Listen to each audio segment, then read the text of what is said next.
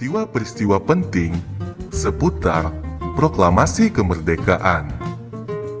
Pada tanggal 8 Maret 1942, pemerintah Hindia Belanda menyerah tanpa syarat kepada Jepang.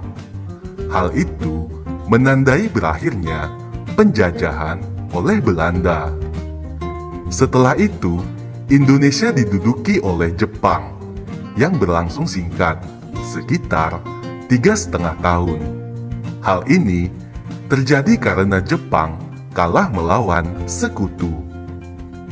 Jepang menyerah tanpa syarat setelah dua kotanya, yaitu Hiroshima dan Nagasaki, dibom oleh sekutu. Bangsa Indonesia memanfaatkan kesempatan ini untuk memproklamasikan kemerdekaan. Untuk mencapai proklamasi tersebut, bangsa Indonesia melewati berbagai peristiwa penting. Peristiwa-peristiwa penting seputar proklamasi kemerdekaan adalah sebagai berikut. Peristiwa yang pertama, pembentukan BPU PKI. Akhir tahun 1944, kedudukan Jepang dalam Perang Pasifik semakin terdesak. Jepang menegaskan kembali janjinya untuk memberikan kemerdekaan kepada bangsa Indonesia. Letnan Jenderal Kumakichi Harada membentuk BPU PKI atau kepanjangannya Badan Penyelidik Usaha-Usaha Persiapan Kemerdekaan Indonesia, atau bahasa Jepangnya Dokuritsu Junbi Kosakai, pada tanggal 1 Maret 1945. BPU PKI diketuai oleh Rajiman Widyodiningrat dan bertugas menyelidiki berbagai kebutuhan untuk membentuk sebuah negara yang merdeka. BPU PKI mengadakan sidang resmi dari tanggal 28 Mei 1945 sampai dengan 1 Juni 1945. Sidang ini menghasilkan sebuah rumusan negara, yaitu Pancasila. Peristiwa yang kedua, pembentukan PPKI. BPU PKI dibubarkan pada tanggal 7 Agustus 1945 dan digantikan oleh PPKI atau Panitia Persiapan Kemerdekaan Indonesia atau Dokuritsu Junbi Linkai yang diketuai oleh Soekarno. PPKI mengesahkan Pancasila sebagai dasar negara pada tanggal 18 Agustus 1945. Peristiwa yang ketiga, Jepang menyerah kepada sekutu. Akhir bulan Juli 1945, Jepang menyetujui pemberian kemerdekaan kepada Indonesia pada tanggal 7 September 1945. Namun, tanggal 6 dan 9 Agustus 1945, bom atom dijatuhkan sekutu di kota Hiroshima dan Nagasaki. Peristiwa itu mendorong diubahnya tanggal pemberian kemerdekaan untuk Indonesia menjadi tanggal 24 Agustus 1945. Namun, pada tanggal 15 Agustus 1945, Jepang menyerah tanpa syarat kepada sekutu. Menyerahnya Jepang tanpa syarat kepada sekutu mengakibatkan kekosongan kekuasaan di Indonesia. Peristiwa yang keempat, peristiwa Rengas Dengklok. Ketika Indonesia mengalami kekosongan kekuasaan, golongan muda mendesak untuk segera melaksanakan proklamasi kemerdekaan Indonesia. Tetapi, golongan tua menolak dengan alasan proklamasi harus dipersiapkan dengan matang. Golongan muda yang tidak setuju dengan golongan tua kemudian menculik Soekarno dan Hatta ke Rengas Dengklok. Hal tersebut bertujuan agar Soekarno dan Hatta fokus dan tidak terpengaruh pemikiran lain untuk mempersiapkan kemerdekaan. Perumusan Naskah Proklamasi. Perumusan Naskah Proklamasi dilakukan di rumah Laksamana Muda Maeda, yaitu seorang kepala perwakilan Angkatan Laut Jepang di Jakarta. Naskah proklamasi dirumuskan oleh Insinyur Soekarno, Dr. Andes Muhammad Hatta, dan Ahmad Subarjo. Setelah teks proklamasi jadi, lalu diserahkan kepada Sayuti Melik untuk diketik. Teks proklamasi ditandatangani oleh Soekarno dan Hatta atas nama bangsa Indonesia. Hal itu dilakukan atas usul dari Soekarni. Peristiwa yang keenam, pembacaan teks proklamasi kemerdekaan.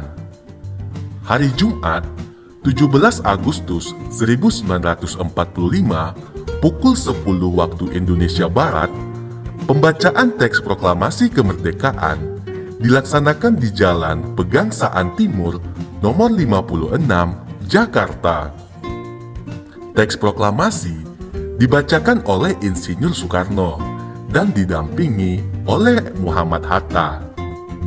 Setelah selesai, dilanjutkan dengan pengibaran bendera merah putih yang dijahit oleh Fatmawati.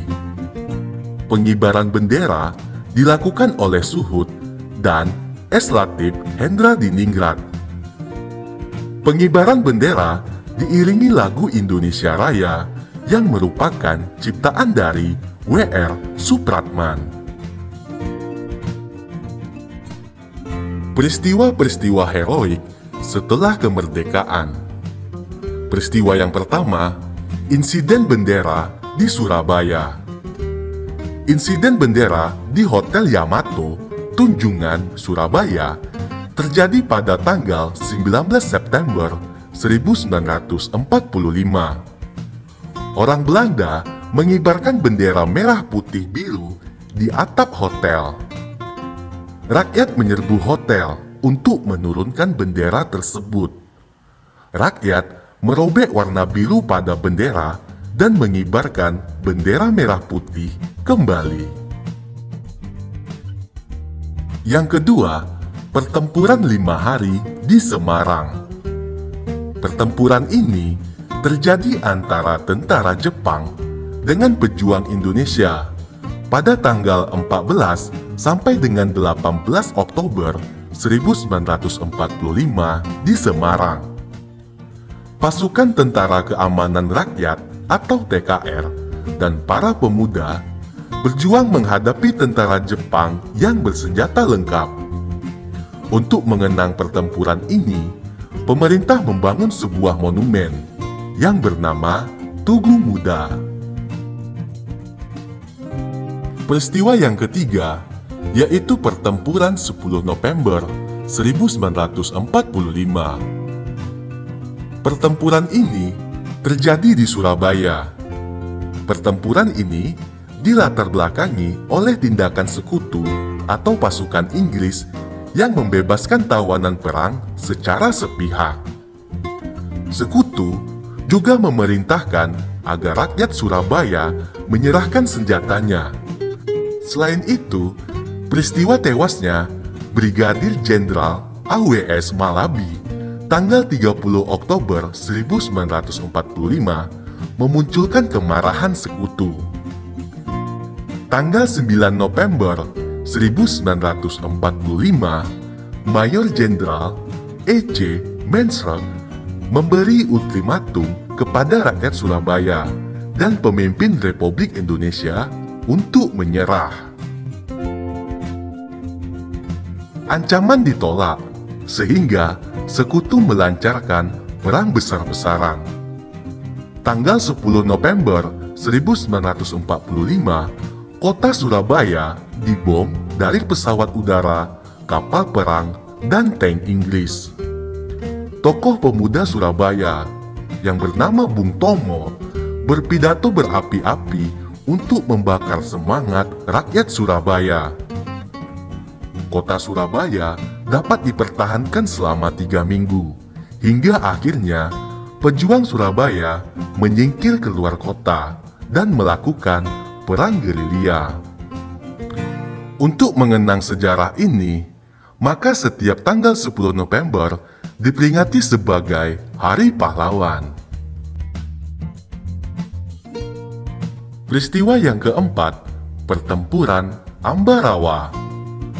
Pertempuran ini terjadi pada tanggal 20 November sampai dengan 15 Desember 1945 di Ambarawa, Jawa Tengah. Pertempuran ini dilatar belakangi oleh tentara sekutu yang melanggar perjanjian keamanan untuk melucuti senjata tentara Jepang yang sudah kalah di wilayah Jawa Tengah. Tanggal 26 November 1945, pemimpin pasukan TKR, Letnan Kolonel Isdiman, gugur. Sejak saat itu, pimpinan diambil alih oleh Kolonel Sudirman, seorang panglima Divisi 5 Banyumas.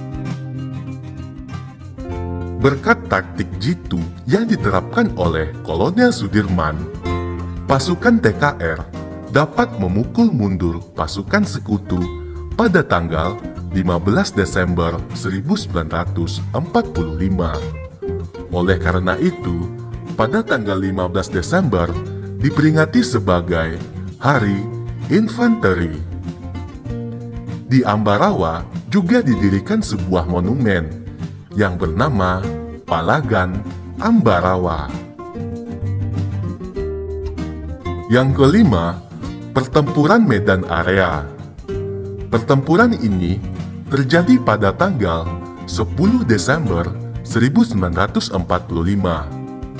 Latar belakang dari pertempuran ini yaitu pasukan sekutu dan pasukan Nika mempersenjatai para tawanan dan membentuk pasukan Medan Batalion KNIL serta melarang rakyat membawa senjata. Akhir dari pertempuran ini, sekutu belum berhasil diusir dari Medan. Pertempuran Margarana.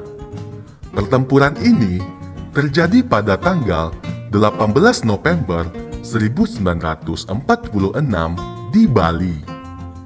Letnan Kolonel I Gusti Ngurah Rai dibujuk oleh Belanda untuk bekerja sama mendirikan satu negara boneka di wilayah Indonesia bagian timur. I Gusti Ngurah Rai menolak ajakan tersebut dan melakukan perlawanan. Akhir dari pertempuran ini, I Gusti Ngurah Rai gugur bersama pasukannya. Saat ini, nama I Gusti Ngurah Rai diabadikan menjadi nama sebuah bandara di Bali. Peristiwa yang ketujuh, Bandung Lautan Api. Tanggal 21 November 1945, tentara sekutu mengeluarkan ultimatum pertama untuk mengosongkan Bandung bagian utara. Peringatan ini tidak dihiraukan oleh para pejuang Indonesia. Sejak saat itu, terjadi pertempuran di Bandung Utara yang menyebabkan kekalahan rakyat Indonesia. Bandung Utara pun jatuh ke tangan sekutu, dan pasukan Indonesia beserta pemerintah mundur ke Bandung Selatan. Tanggal 23 Maret 1946, tentara sekutu mengeluarkan ultimatum yang kedua untuk mengosongkan Bandung Selatan.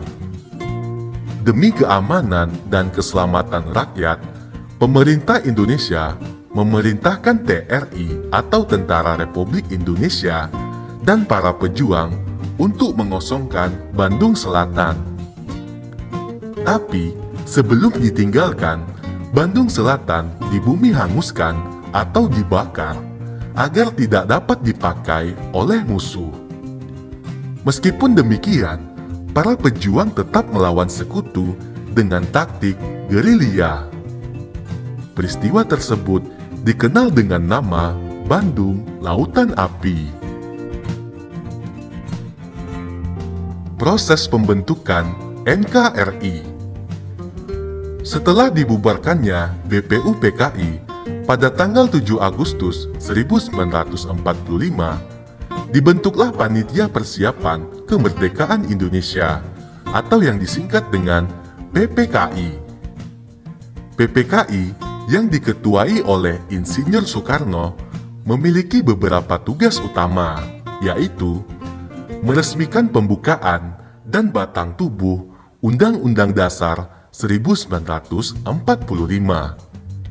melanjutkan hasil kerja BPUPKI, serta mempersiapkan segala sesuatu yang berhubungan dengan masalah ketatanegaraan bagi negara baru, yaitu Indonesia. Untuk menjalankan tugas-tugasnya tersebut, maka PPKI segera menggelar beberapa sidang, yaitu sidang pada tanggal 18 Agustus 1945. Pada sidang ini, menetapkan dan mengesahkan UUD 1945. Kemudian, memilih dan mengangkat Insinyur Soekarno dan Muhammad Hatta sebagai Presiden dan Wakil Presiden Indonesia. Selanjutnya, sidang PPKI yang kedua, tanggal 19 Agustus 1945. Pada sidang ini, membentuk 12 kementerian dan 4 menteri negara. Kemudian, membagi wilayah Indonesia menjadi 8 provinsi, yaitu Sumatera, Jawa Barat, Jawa Tengah, Jawa Timur, Sunda Kecil, Maluku, Sulawesi, dan Borneo, yang dipimpin oleh seorang gubernur. Selanjutnya, pada sidang ketiga, 22 Agustus 1945. Pada sidang ini, membentuk Komite Nasional Indonesia Pusat atau KNIP sebagai pembantu presiden sebelum lembaga-lembaga negara sesuai UUD 1945 terbentuk secara resmi. Kemudian, membentuk 3 badan sebagai wadah perjuangan, yaitu Komite Nasional Indonesia atau KNI, Partai Nasional Indonesia PNI, dan BKR, Badan Keamanan Rakyat yang memiliki tugas menjaga keamanan dan ketertiban umum di bawah koordinasi KNI.